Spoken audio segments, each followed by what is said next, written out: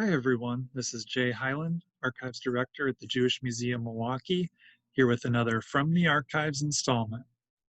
In keeping with this week's theme of examining smaller Jewish communities throughout the state, today we're exploring the history of a Manitowoc synagogue through materials donated by longtime member Bess Schwartz. Although the first Jewish family settled in the Manitowoc and Two Rivers area in the early 1860s, a congregation did not exist until February 18, 1900. Services were conducted at that time in homes or rented halls, and it was named Anshe Poale Zedek, which means Congregation of Justice. Dues were 25 cents a month, and those who did not attend Sabbath services without cause were fined 25 cents. Other mandates passed by the congregation later that year included peddlers and junk dealers should not work on Saturdays, and no cigarette smoking. 2 years later, the congregation moved into an old wood frame school that had belonged to the First Norwegian Lutheran Church. In 1925, the congregation moved into a brick building, seen here on the cover of a 1939 brochure, where they would be located for almost 30 years. Membership was at about 30 to 35 families, and the congregation was led by Rabbi Bernard Horowitz, who led the synagogue for many years.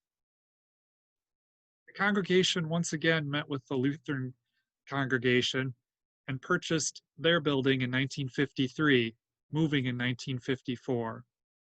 During the 1950s and 1960s, membership peaked at 60 to 70 families. Over 3,000 people attended a community open house for the synagogue. This picture shows members of the board of directors bringing the Torah scrolls into the synagogue. The next picture is of Daniel Mooshin, who was the first person to celebrate his bar mitzvah at the new location in 1954. Also taking place in 1954 was the synagogue's first confirmation for girls, which took place on June 6th of that year. Pictured are Linda Spiegel, Penny Schwartz, and Carol Schwartz. In the early 1950s, women also established a sisterhood for the synagogue. The sisterhood worked very hard in sponsoring many Jewish youth and adult activities. This photo and ticket that you are looking at here from 1966 show the sisterhood ladies preparing blintzes for an upcoming blintz buffet. A blintz is a thin pancake folded to form a casing for cheese or fruit. Also important to the synagogue's development during this time period was the Benebruth youth organization. This photo shows children practicing for the lighting of the menorah during Hanukkah in December of 1969. In 1990, the synagogue celebrated its 90th anniversary with a sold-out community event featuring world-renowned violinist Itzhak Perlman. Although the congregation sold its synagogue in 2018 due to a reduction in membership, it continues to exist today, worshiping in a space owned by the First Presbyterian Church in Manitowoc.